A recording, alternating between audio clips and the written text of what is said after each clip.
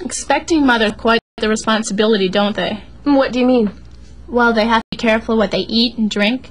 They have to stay healthy, and smoking sure doesn't help.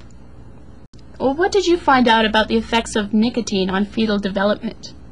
Well, nicotine is classified as a teratogen. A what? Means it causes congenital abnormalities. So what does congenital mean? Congenital means at birth. A teratogen causes physical defects in the embryo. The defects are present when the baby is born. Is there any other examples of teratogens? Sure. Alcohol, drugs such as cocaine, prescription drugs, and even diseases like the German measles. They all cause serious side effects. Like what? Spontaneous abortions, premature births, mental retardation, and in some cases even growth problems, like being born without limbs. What did you find out, Sandra?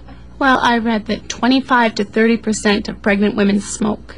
Sure not doing the fetus any favors. No kidding.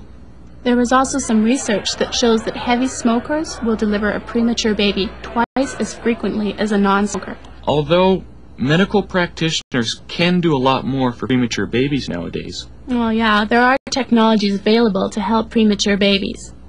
But they weigh less than normal. And low birth weight is a common reason for death in newborns. So how does smoking cause such a low birth weight? Well, nicotine constricts the blood vessels in the uterus and therefore the placenta. And that means there's a lower blood volume to carry nutrients and oxygen to the embryo and the developing fetus. There was some interesting information on drug use during pregnancy as well. See, in the past, the use of prescription and non-prescription drugs was common. Today, doctors recommend that pregnant women avoid all medication during the first trimester, unless there's a strong medical reason for taking drugs. Oh, what did you find out about alcohol? Well, maternal alcoholism is thought to be the most common cause of mental retardation. I talked to a specialist and found out more about fetal alcohol syndrome. Fetal alcohol syndrome is the end of a spectrum of damage received by a fetus as a result of exposure to alcohol prior to birth. That particular syndrome is made up of three elements. First is central nervous system involvement, that in fact they have a smaller brain than someone not so affected.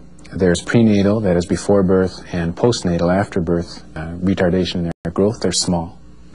And thirdly, that they have characteristic facial anomalies. Why does alcohol have its greatest effects on the first trimester? That's because it's really in the first trimester that the organs are forming.